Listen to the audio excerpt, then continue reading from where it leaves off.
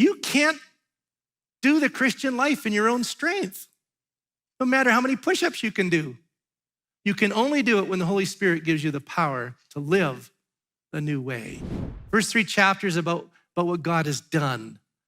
The second 3 chapters about who we're to be and what we're to do in the light of that.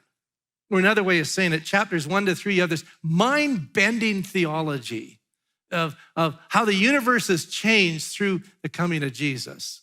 Chapter 4, 5, and 6, the implications of the gospel for everyday living in Red Deer in central Alberta. It's kind of the way the book works.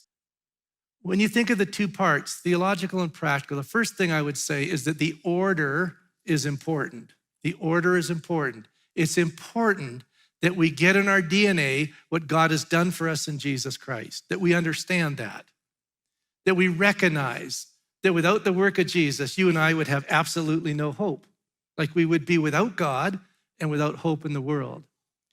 And at some point, God called our names and invited us to participate in what he's done in his son Jesus by trusting him.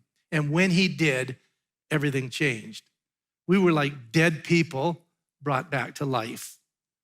We were like people that had a future and a hope when we were just mucking around with what we have in front of us. It was everything changed from the inside out.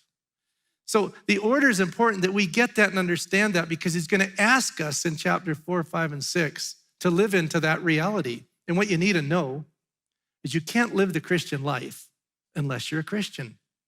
Can't do it. Like, I know people that would read the second verse, for example, like this: be completely humble and gentle and be patient, bearing with one another. They say, yeah, I need a bit more patience. I think I'll do that. And we think we can do that. And it lasts about 30 seconds till the next guy cuts us off on the road. Then we want to cut his head off. It's just like, can't do that. And you've got to understand, you cannot live this stuff without the Holy Spirit. Without being a new person, you cannot live this stuff. You'll read stuff in here like, let no unwholesome talk come out of your mouth. Seriously? There shouldn't be a hint of sexual immorality. Really? Husbands, love your wife just like Jesus loved the church. Whoa. Like, who can do that? Only people who've been brought from death to life, who have the Holy Spirit in them and his incomparably great power to help them live right. You can't do the Christian life in your own strength, no matter how many push-ups you can do. You can only do it when the Holy Spirit gives you the power to live a new way. So the order is important here. Here's a second observation I'll make, is that the 2, theology and doctrine, they always go together. They always go together. I know people that, I just want the truth. I'm just kind of a doctrinal guy, and they like to think about the truth and dissect it and argue about it and all that. And it's like, oh, great, knock yourself out. And they have a wonderful time with that. But they never lead anybody to Jesus. Their friends never get baptized. All they do is think about one side of it. But I got other friends, and it's like, don't tell me all that theology stuff. I just want to do it. I just want to go out there and do it. You know what happens if you do that? You lose your motivation. The motivation for doing is love for Jesus, and it's love for Jesus people.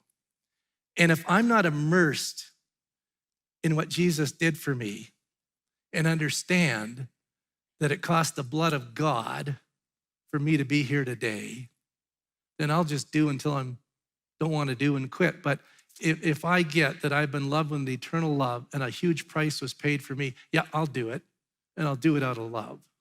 You can't separate the 2. You're God's children. So make it obvious by the way you live. Is it obvious by the way you and I live that we actually belong to him? And when you think about it, it's different than the life we used to live, which reminds me that grace changes us. Grace saves us. By grace, you're saved through faith. Free gift, God's grace. But it also changes you. Titus chapter 2 says the grace of God has appeared to everybody. And it teaches us to say no to ungodliness and worldly passions, and yes, to other things. If grace hasn't changed you, you've never experienced grace. That's the bottom line as I understand the Bible.